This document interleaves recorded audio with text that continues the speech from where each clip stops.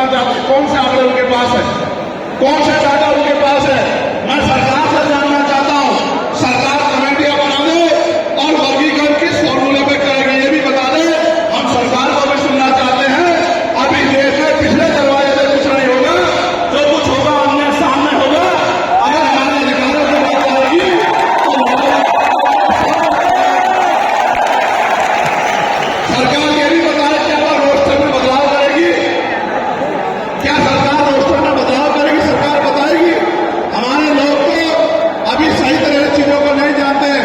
मैं ये भी विश्वास दिलाता हूं, और स्पेशली डीएससी के भाइयों को कह रहा हूं, मेरी बात को गौर से सुनना।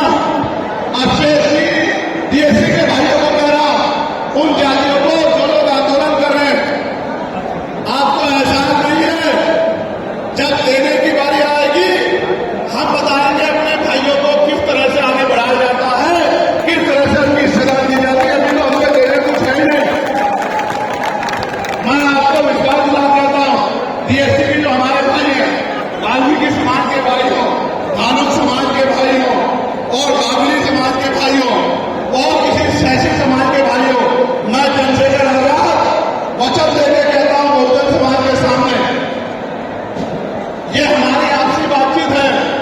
आप दुश्मन के इशारों पर काम मत करो। हम लोग बैठ के अपनी लड़ाई को निपटा लेंगे। हम लोग अपने आप बैठ के चर्चा करके आपके साथ बैठ के, अगर कहीं हमें कुछ डर भी है, आप चीजों को नहीं समझ पा रहे हो या हम लोग समझा नहीं पा रहे, अगर आपको अधिकार मिलता है तो बताओ, हमारे किसी व्यक्ति को तकलीफ है क्या बताओ, और हमारे डीएससी के भाइयों को अधिकार मिलता है बताओ, हाथ उठा के बताओ, तकलीफ है क्या हमें किसी को? ये इतना बड़ा जन समूह गवाही दे रहा है, अगर डीएससी के भाइयों को कुछ मिलता है तो हमें तकलीफ नहीं है। लेकिन हम इस सरकार की मंशा को जानते हैं, हम इस सरकार को जानते हैं, चरित्र को जानते हैं। ये देना कुछ नहीं चाहती, ये तो इसको अटका के रखना चाहती है। आप ये देख लेना, इन्हीं के कुछ लोग पहले सुप्रीम कोर्ट चले जाएंगे। जैसे उदाहरण के तौर पर गौर करो, 69,000 शिक्षक भर्ती में सरकार ने 20,000 पदों पर घोटाला किया।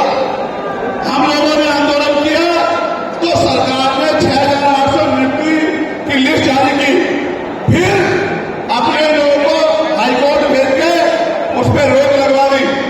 फिर हाईकोर्ट में फिर हमारे लोग लड़े तो उन्होंने कहा दोबारा लिस्ट जारी करो, इनको अधिकार मिलना चाहिए। तो वोट लेने के लिए हमारे लोगों के सामने कहा कि भाई मिलना चाहिए, समर्थन करते हैं, लेकिन अपने लोगों को सुप्रीम कोर्ट भेज दिया और सुप्रीम कोर्ट के लिए बैठे जजों ने फिर से उस पर रोक लगा दी। इसलिए हमें अपनी नीयत पे शक होता है।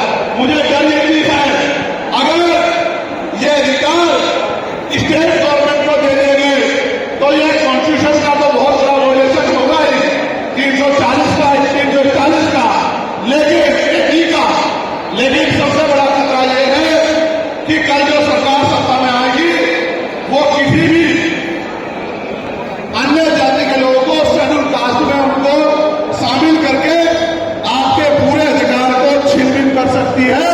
अगर ये पावर स्टेट को मिल गई, हमें सरकार की मंशा पे सिर्फ शक है।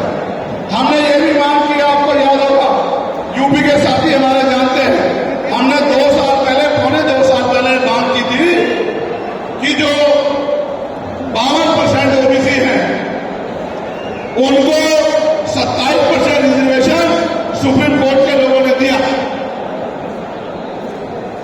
आबादी से आधा सुप्रीम कोर्ट ने मंडल कमीशन की रिपोर्ट के बाद ना चाहते हुए सरकार ने कर दिया, तो सुप्रीम कोर्ट ने अपने तरीके से रोक लगा के 27% दिया। हमने मांग की पौने 2 साल पहले यूपी में, गोरखपुर में पीसी करके कि ओबीसी की आबादी को 52% दी है तो 15%, 27% से अलग 15% आरक्षण की व्यवस्था अलग से अति पिछड़ी जातियों को करानी चाहिए। मांग हमने पौने 2 साल पहले उत्तर प्रदेश में उठाई। उसके बाद उसी दिन हमने मांग उठाई कि अपने एक चरित्र है, हम बाबा साहब अम्बेडकर को मानव काशीराम साहब को अपना नेता मानते हैं, हम ज्योतिबा फुले साहू जी महाराज को अपना नेता मानते